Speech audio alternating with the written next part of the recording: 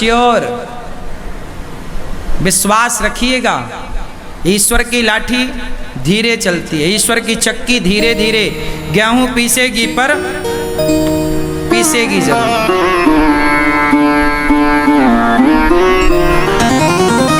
कभी एक चवन्नी आपके खाते में बेवजह किसी की ना आवे, एक रत्ती 1 इंच जमीन बेवजह आपके खाते में ना आवे। भैया हमारी मेहनत की रोटी, हम नमक रोटी खाएंगे पर दूसरों का 56 भोग हम बेईमानी से ना हड़पेंगे। हम सुखी हैं साइकिल में, हमें बेईमानी करके धन्ना सेठ नहीं बनना। हम साइकिल में खुश हैं, साइकिल में चलेंगे। पैसा कमाओ, मेहनत का कमाओ। बेईमानी किसको फलीभूत, क्या रावण को बेईमानी फलीभूत? भाई रावण ने भी तो अपने भाई का धन हड़प लिया था, कुबेर का। पुष्पक विमान कोई रावण के बाप का थोड़ी था, कुबेर को मिला था। भाई का विमान हड़प लिया, भाई की संपत्ति हड़प ली रावण ने। क्या हुआ? सर्वनाश हुआ। रहा न को कुल रोवनिहारा, 1 लाख पूत 1.25 लाख नाती, जिसके घर पर दिया ना बाती। कोई दीपक जलाने वाला अति कभी ना करना बंदे, इति तेरी हो जाएगी। बिन पंखों के पक्षी जैसी गति तेरी हो जाएगी। भैया मेहनत करो रे बाबा, अपनी मेहनत पे भरोसा रखो। जो बनाओ, जो कमाओ, बलबूते बनाओ। भाई की संपत्ति क्यों हड़पना? पड़ोसियों की संपत्ति बेईमानी से क्यों हड़पना? जो अपना है वो। अच्छा सुनो, किसी की आप लो मत और अपनी एक रत्ती छोड़ो मत। जो आपका है उसे छोड़ना भी नहीं है। ऐसा नहीं कि तुम्हारे घर में कोई कब्जा कर, काहे कर लेगा भैया कब्जा?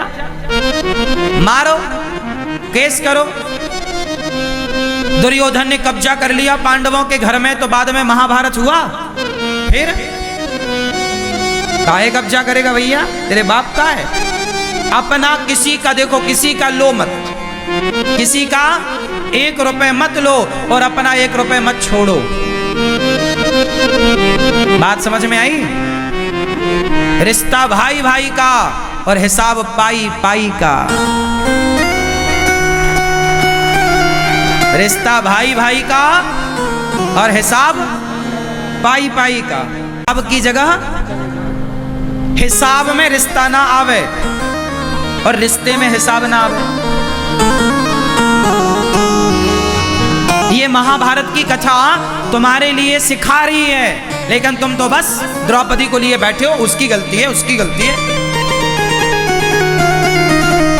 मिलेगी द्रौपदी ना, बात करेंगे ठिकाने से।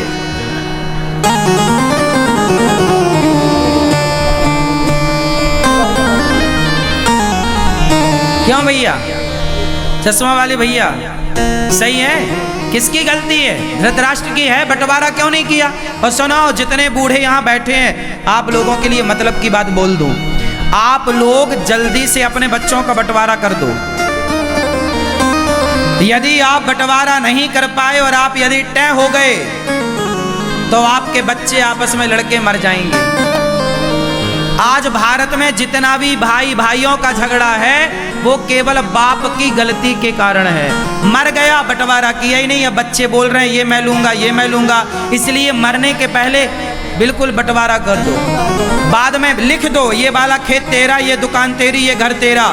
हाँ, लेकिन मेरे मरने के बाद तुम सब अपना अपना लेना। पर जीते जी साथ में रह सकते हो तो रहो, लेकिन कर दो।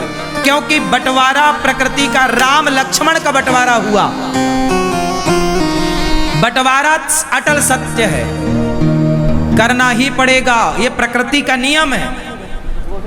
आज नहीं कल, कल नहीं, जीते जी भाई, दोनों भाई लड़कर के अलग हों, उससे अच्छा प्यार मोहब्बत से अलग हों, ताकि वो अलग होकर भी एक रह सकें। ऐसा भी बंटवारा क्या कि वो एक होकर के भी वो एक ना हो पाए। आज भाई भाई का दुश्मन बना है, देख लेना संसार में। भाई भाई के घर नहीं जाता। शादी हो रही है बड़े भैया की बेटी की, छोटा भाई नहीं जा रहा है, बड़े भाई ने बुलाया ही नहीं। छोटे भाई के बेटे का ब्याह है, बड़ा भैया नहीं जा, सारा संसार आ रहा है, सारे रसगुल्ले खा रहे हैं, पर सगा भाई नहीं आ रहा है। क्यों? क्या मुद्दा था? बंटवारा मुद्दा था। और क्या ये आग किसने लगाई? वो बाप जो मर गया, बंटवारा किया ही नहीं। धृतराष्ट्र ना बनना तुम लोग, सही बोल रहा हूं, कान खोल के सुनना। धृतराष्ट्र बनोगे, तुम्हारा आपस में परिवार लड़के मर जाएगा, और तुम्हारा परिवार आपस में लड़के मरा तो जिम्मेदार तुम हो। परिवार में यदि फूट पड़ती है तो जिम्मेदार बूढ़े होते हैं। तुम कहां थे जब तुम्हारे बच्चे आपस में लड़ रहे थे?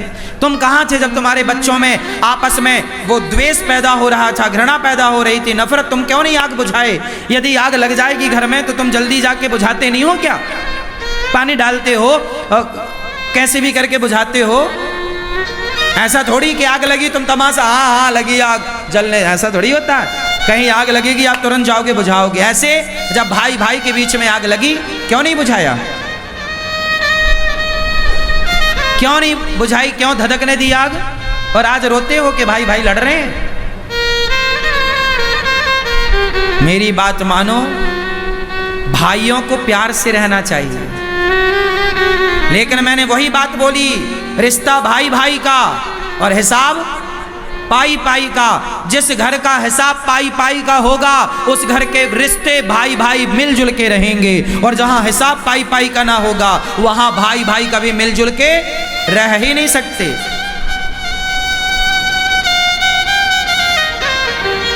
क्यों मैया, सही है कि गलत है? सास क्या करती है?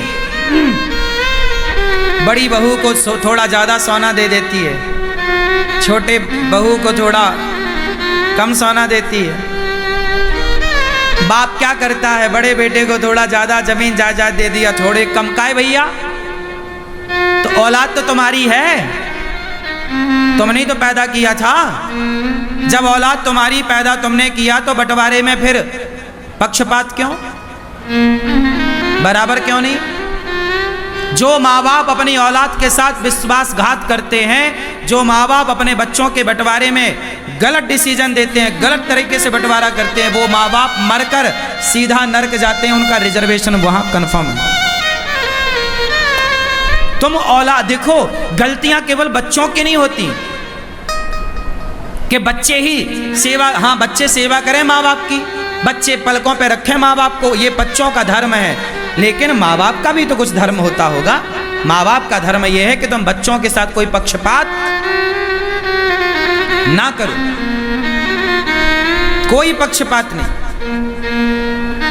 पहले के राजा लोग भी ऐसे ही करते थे, अपने राज्य के दो टुकड़े करते थे, एक हिस्सा एक बेटे को, दूसरा हिस्सा दूसरे बेटे को। राजा, अब देखो राम जी ने, पिता चले गए ना तो राम जी ने बंटवारा किया। भाई बाप मर जाएगा तो बड़े भाई पिता की तरह होता है। यदि बाप किसी का मर जाए तो बड़ा भाई बंटवारा करे, 1 रुपया ज्यादा ना रखे भाई का। बड़ा भाई बाप बन के बंटवारा राम जी ने किया। मथुरा का राजा शत्रुघ्न जी को बनाया, लखनऊ के राजा लक्ष्मण जी को बनाया। लखनऊ क्या है? लक्ष्मणपुर है। लखनऊ लक्ष्मणपुर, लक्ष्मण जी को लखनऊ का राजा बनाया। अयोध्या के राजा राम बने, भरत जी को भी राजा बनाया। वो गए नहीं, रहे साथ में, लेकिन सत्ता तो राम ने दे दी। भाई अपना धर्म यही है, यही धर्म है। हिसाब पाई पाई का और रिश्ता भाई भाई का। पांडवों का सही सही बंटवारा होता तो ये महाभारत की स्थिति। क्यों जी, बात सही है? तो आप लोगों ने बंटवारा कर दिया कि नहीं? कि अभी भी सब चाबियां आपके पास हैं? कुछ चाबियां दे दो बच्चों को, बेचारे वो भी कमाए खाएं।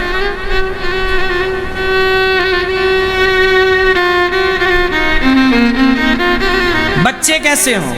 माँ बाप तो ऐसे हों कि परफेक्ट बंटवारा करें, पर बच्चे ऐसे हों कि बच्चे इतना सेल्फ डिपेंड बन जाएं, इतनी मेहनत करने वाले हों, इतने अच्छे हों कि उन्हें बाप की संपत्ति लेने की जरूरत ही ना पड़े। वो बाप से ज्यादा कमा करके दिखाएं, लड़ने की जरूरत ना पड़े। ऐसा बेटा हो। आपको बाप के टुकड़ों पे क्यों पलना है? आप मेहनत करके कमाओ। आप अपने बाप से भी ज्यादा कमा सकते हैं, आप में काबिलियत है तो, और नहीं है तो बाप जितना देगा वो भी तुम बेच के नाश कर दोगे।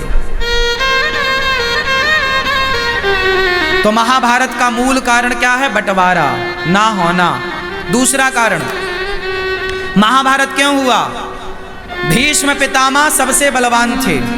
जब द्रौपदी की साड़ी खिंच रही थी, जब पांडवों के साथ अधर्म हो रहा था, द्रौपदी के साथ अधर्म हो रहा था, जुआ में छल हो रहा था, तब पितामह भीष्म चुप क्यों थे?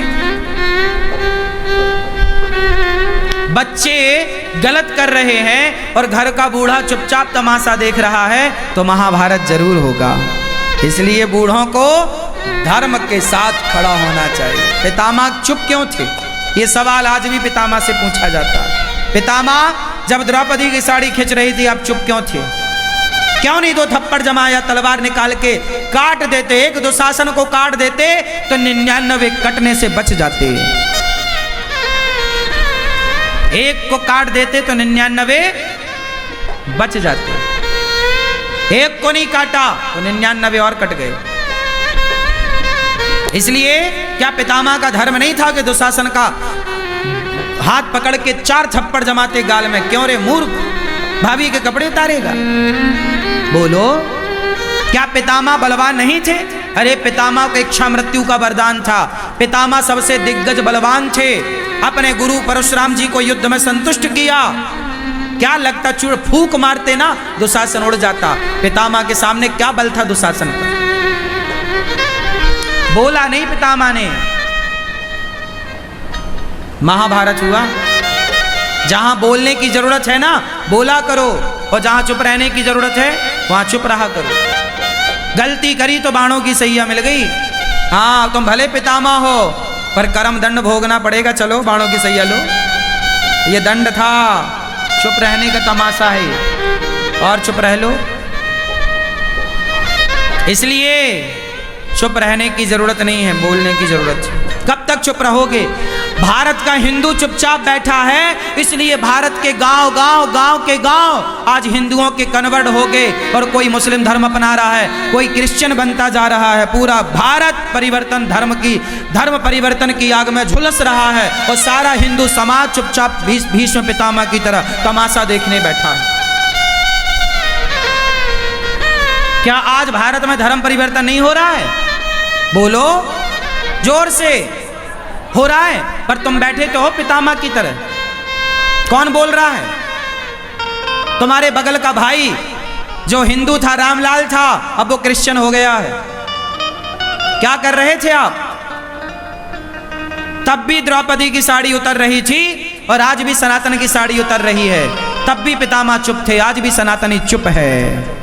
कब बोलेगा भाई? कब बोलेगा? कहां बोलेगा? क्यों नहीं बोलेगा? आज भारत में करोड़ों, 1 लाख 2 लाख नहीं बोल रहा मैं, करोड़ों हिंदू क्रिश्चियन बन गए। ये बात सही है कि गलत है?